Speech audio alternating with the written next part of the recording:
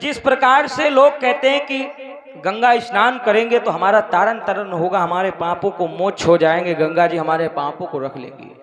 और उसी में जो मेढक रहता है, भैया कह रहे मेढक क्यों नहीं तैरा है? तो उसका रीजन आप समझें।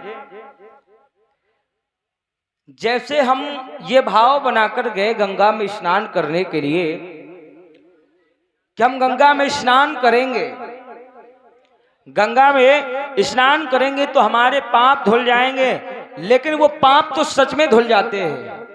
भैया थोड़ा आपके समझने का फेर था। हमने कहा था कि कवन नर तर गया अरे गंगा के नहाए से, और मेढक ना तरे जाकी गंगई में घर है। जैसे जिस प्रकार से मेढक रहता है गंगा में, और यही विचार करके हम लोग जाते हैं कि गंगा में हम स्नान करेंगे, पाप तो आपके धुल जाते हैं।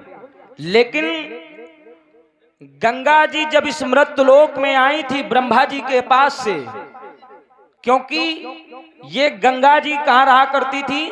ब्रह्मलोक में, ब्रह्मा जी के पास में, और ये वामन भगवान के द्वारा उत्पन्न हुई थी।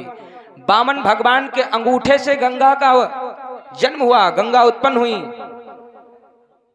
और इसी बीच में भैया अनूप यादव जिनके द्वारा 101 पुष्पमुद्राएं भगवान के चरणों में समर्पित हैं, बहुत बहुत साधुवाद है। और साथ में भैया रविंद्र पंडा जिनके द्वारा भी 21 पुष्पमुद्राएं बिहारी जी के चरणों में समर्पित है, बहुत बहुत साधुवाद है। तो जब गंगा जी को कौन लाया था? भागीरथ।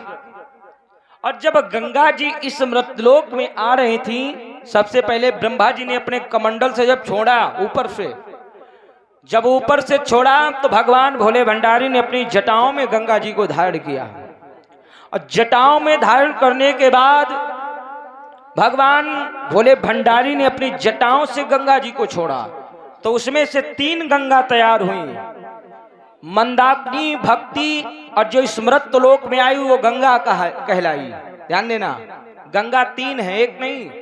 मंदाकिनी, भक्ति, और जो स्मृत लोक में आई उसका नाम गंगा पड़ा। तो जब गंगा जी ब्रह्मा जी से वचन देकर के आए कि ब्रह्मा जी जब हम वहां जाएंगे, लोग हमारे ऊपर आके स्नान करेंगे, हमारे ऊपर पाप, अपने पाप हमें दे जाएंगे, तो मैं उन पापों का क्या करूंगी? तो ब्रह्मा जी ने सारी उनको बात बता दिया कि तुम्हें क्या करना है, कैसे व्यवस्था तुम्हें करना, अपने पास से उन पापों को विदा कर देना है। तो गंगा जी उन पापों को अपने पास से समुद्र को दे देती है। ध्यान देना, गंगा जी के पास से वो पाप सीधा समुद्र के पास जाते हैं। और जब समुद्र के पास जाते हैं तो समुद्र जो होता है वो मन में विचार करता है कि मैं अपने पाप, गंगा के पापों को मैं क्या करूंगा, मुझे भी नहीं रखना। तो समुद्र जो होता है उन पापों को दे देता है बादल को। किसको दे देता है? बादल को। क्योंकि जैसे बारिश होती है, ये नीचे का ही पानी भाप बनकर आकाश मंडल में जाता है, तब जाके नीचे वर्षा होती है। समुद्र का ही जल भाप बन करके आकाश मंडल पर उड़ जाता है, फिर वही हर जगह पर आके बारिश होती है। तो जैसे बादल के पास वो पाप गए, बादल ने सोचा मुझे भी नहीं रखना, मेरे थोड़ी पाप है कि मैं रख लूंगा। तो बादल ने क्या किया, जिसके पाप थे उसी के ऊपर जाके वो बरस गया। जैसे लोग पानी गिरता बढ़िया नहाते हैं धूमधाम से, समझ लो तुम अपने पाप जो थे बिना ब्याज के वापस फिर ले रहे हो। तो बादल जो होता है वो भी होशियार है, जिसके पाप थे उसी के ऊपर आके डाल दिया। कहने का मतलब ये है कि गंगा स्नान करने से जिस प्रकार से हमारे पाप नहीं धुल सकते हैं, धुल तो जाएंगे लेकिन रिटर्न फिर आ जाएंगे, उसी प्रकार से मेढक रहता है गंगा में लेकिन उसका तारन तरन नहीं होता है। क्योंकि मेढक जो होता है उसे नाली से निकालो, बढ़िया डिटॉल साबुन से नहला दो और बढ़िया स्प्रे मार दो, छोड़ दो, फिर कूद जाएगा उसी में। कहने का भाव ये उदाहरण है भैया, इसका कोई प्रमाण नहीं है कि कहाँ लिखा है, ये समझने का विषय है।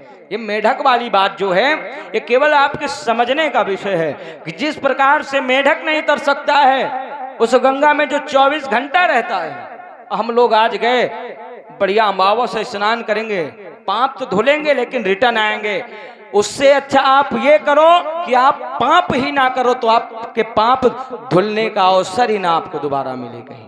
कहने का भाव ये है, बोलिए गंगा मैया की, बोलिए सच्चे दरबार की, बोलिए वृंदावन बिहारी लाल की। जैसे अब कोई बात छिड़ जाती है तो उसे दर्शाना भी बहुत जरूरी होता है। कोई भैया जब अपने घर से निकलता है तो कच्चा बैगन खा के नहीं निकलता है, कोई भी कलाकार हो, चाहे दूर का हो या नजदीक का। जैसे यहां पर माता रानी का दरबार लगा है, दुर्गा जी बैठी हुई हैं, ध्यान देना। एकह चंड्या, ये प्रमाण मिलेगा आपको। एकह चंड्या रवि सप्ताह सूर्यकार विनायके।